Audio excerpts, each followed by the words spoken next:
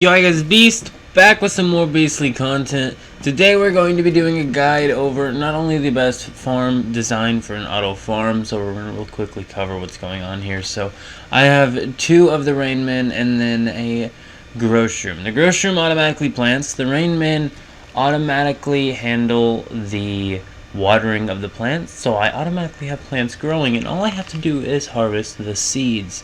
And I'm also going to be showing you the absolutely most OP farm for beets and sugar. So you didn't know, energy drinks give you double jump, and they require sugar, and saffron. So I found an area recently that has not only saffron but contaminated wheat and other sort of contaminated plants. I haven't actually got a single seed to drop yet. That's how rare the seeds are, I guess.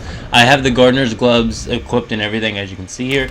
It is a specialized Mematic. We did get it on the level 15 Mematic screen, so just take that into account. I think that's level 15. I think that's where you're at on the third one.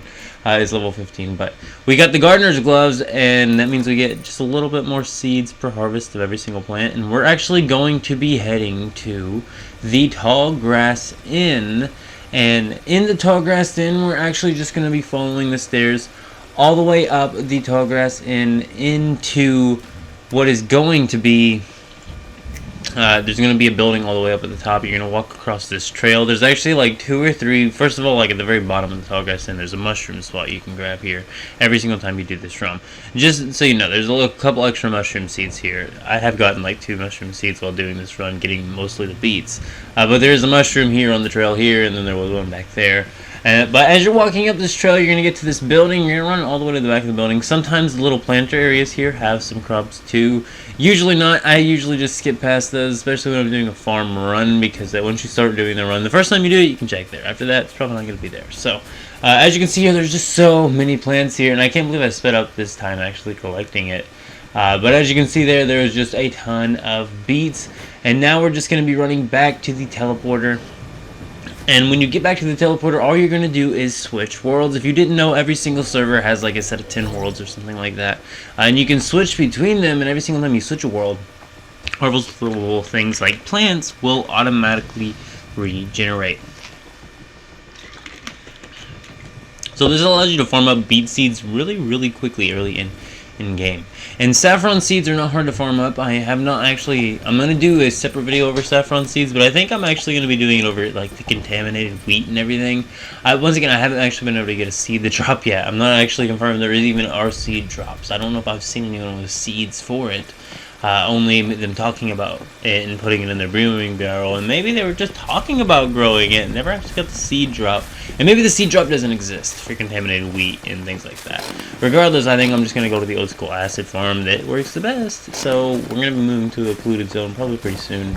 Regardless, we are farming the crap out of all of this. I'm also wondering if maybe plants grown in the polluted zone that are on the contaminated list have a chance of growing contaminated for being in a polluted zone. We will be testing that out when we get to a polluted zone, but for now we're doing beets. So, we need all that sugar. We're going to be making a ton of the energy drinks. They are full hydration, so that's a really nice thing. We're going to be getting hydration out of this. Also, it is a canned product. That's another reason why you want to be making the energy drinks. I think I'm actually going to sell them in a vending machine very soon, because I'm just going to have a ton of them very soon. Because we are getting a ton of beets out of this, and we have a massive auto farm. And this new silo design is so just updatable. You can just add on to it and add on to it. It is so simple to build, and we will be seeing that in just a little bit. As you can see here, though, right now we are doing the farm. We are just going to go ahead and go wha-bam. All you're going to do is switch worlds right here. Switch worlds again. Boom. Now we can just go ahead and run it one more time. We do have our hydration and our hunger filled, and also we're not over encumbered. So we are actually able to run pretty quickly through here. You don't actually have to speed it up. Earlier it was sped up just because I was over encumbered, or I think I had no hydration and no food. So once I solve those two things, we are zipping right along here. All you gotta do is run all the way up this, like I said before.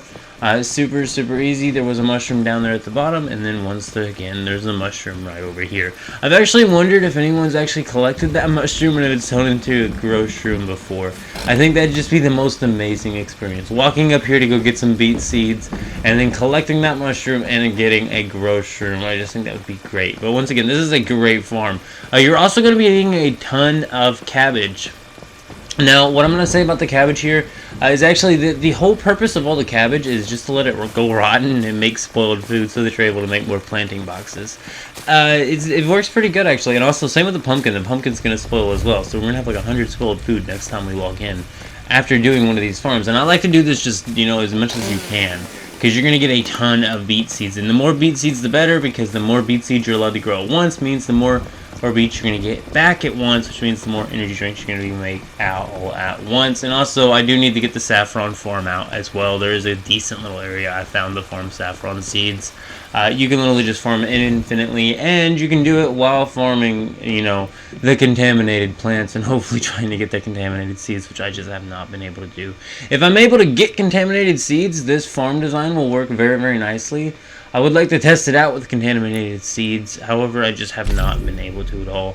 And I think if I get one, I'm definitely going to be making all the sorts of the different types of fertilizers that there are in this game. And we're not going to be using any of those today. This farm doesn't require any of that. This farm doesn't even require a light or a water thingy. Now, I think I did eventually place one and a light, but I think I actually need to be placing like both of them down in my base, setting them at the proper settings for whatever I'm growing, which is for now beets. So I guess I can set the same irrigation levels and the same light level, and actually be able to put a single light up top and a single irrigation thing up top and light all of the plants and also irrigate all of the plants. But I already have the Rain Man handling the irrigation, and you don't really have to worry about sunlight. You will still be able to harvest everything once it's done growing, and beets have a quick grow time, I've noticed.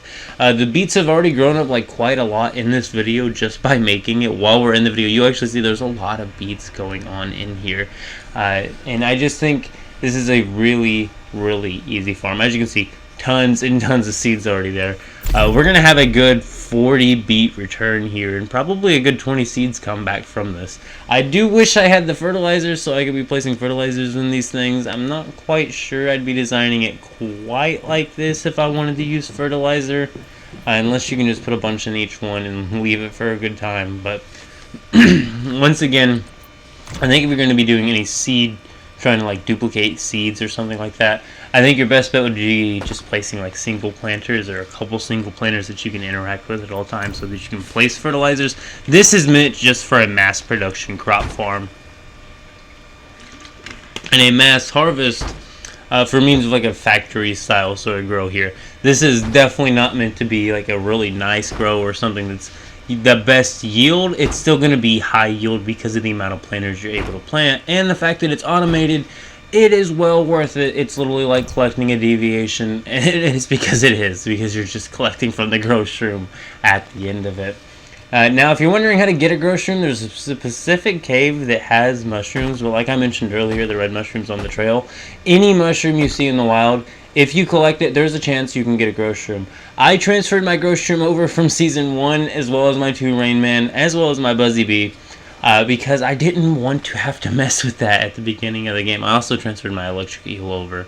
I always forget about him, but it's nice to have at least one electric eel starting out in the game. You can have more power. It's very, very nice. I have a ton of water pumps pumping out, and see, I'm actually just storing the dirty water in storage containers for water.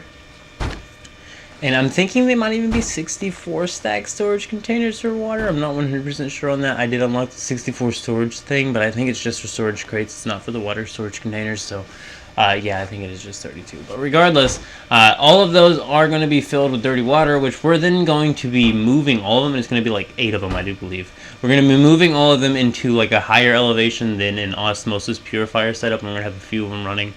So that you can just massively purify that and turn it all into purified water for a future brewing setup that we're going to be using to make a ton of acid anyway. So we're not really worried about the contaminated plants.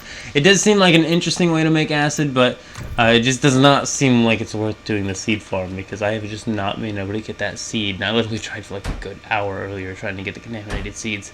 Just not happening. As you can see, you can take these little half walls here actually and place them below the floor there and actually make it where it like clicks onto the roof here. And for those of you say it's like all free-to-play bases, this is a free-to-play base and it looks pretty good. Literally the only thing paid in the bases is the glass, and people just overuse glass nowadays, and it's like, oh, if you don't have glass, you're a loser. It's like, oh, try the stone, it looks great.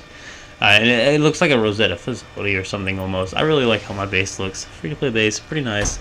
All I have is, just unlocked of the decoration panels that you can place down from, you know, collecting from chests in Blackfell.